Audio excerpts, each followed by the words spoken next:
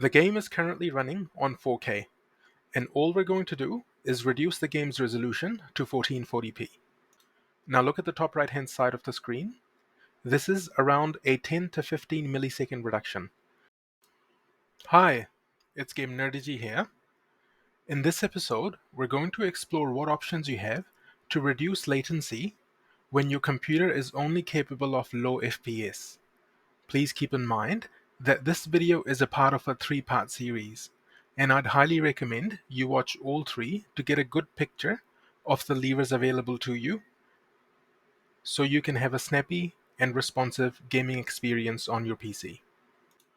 In the last video, we learned that 144 FPS is the ideal number you want to reach for a smooth and responsive gaming experience. But what if your computer hardware is not capable of reaching that number on a brand new game you're playing? Are you doomed to have a sluggish gaming experience? The answer is maybe not. There are different games which have their own quirks, exploiting which can result in a very responsive gaming experience. Let's take a look at some examples. First, we have Cyberpunk.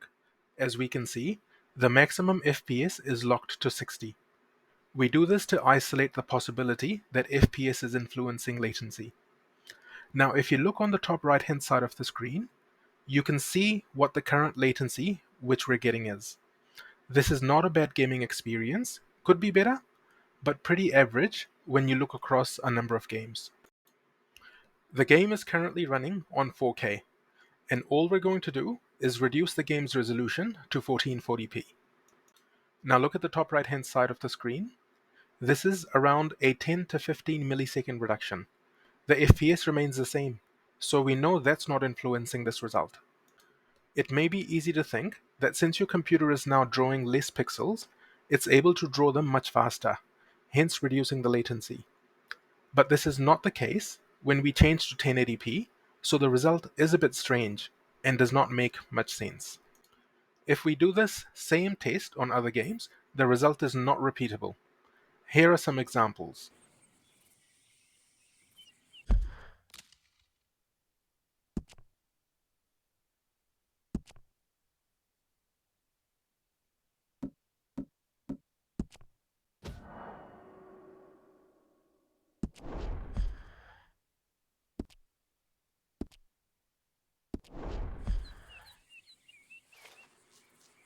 As we can see, no notable change in Red Dead Redemption 2.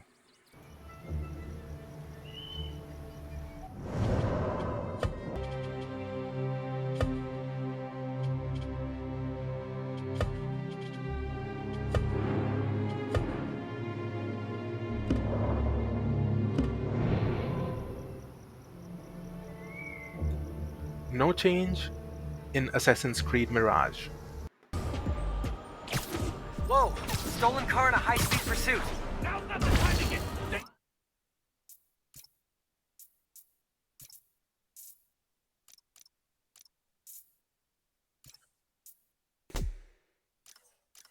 Right, Billy.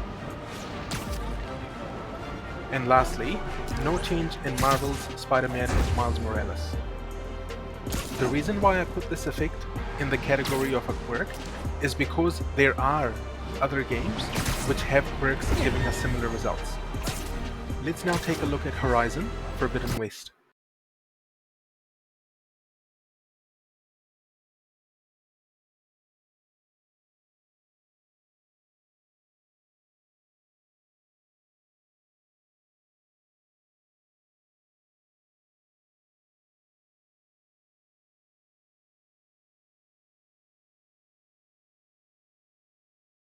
As we can see, changing the resolution has absolutely no impact on the latency.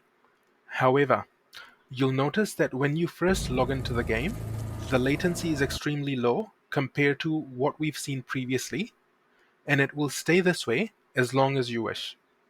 But as soon as we go into settings, see what happens. The latency is now much higher than previously. Just like with Cyberpunk, this is not just a number on screen.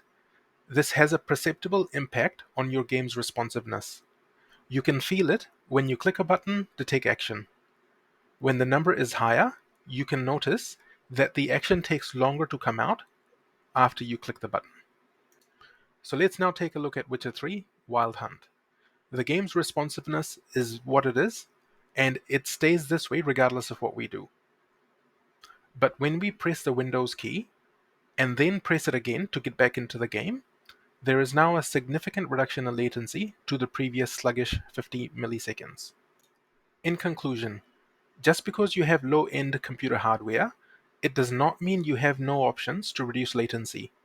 If you own an nvidia graphics card, turn the render latency overlay on, then play around with different settings and actions. See if you can find quirks in your game. I hope you found this video helpful.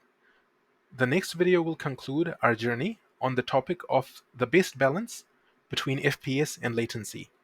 After that, I'll cover different topics such as best purchasing decisions when picking gaming hardware, overclocking the different components of your PC to get free performance, and more. So please like and subscribe, and you won't miss them. Please also comment and let me know which topics you'd like me to cover. If your comment gets enough likes, I'll know many other viewers will want the same thing.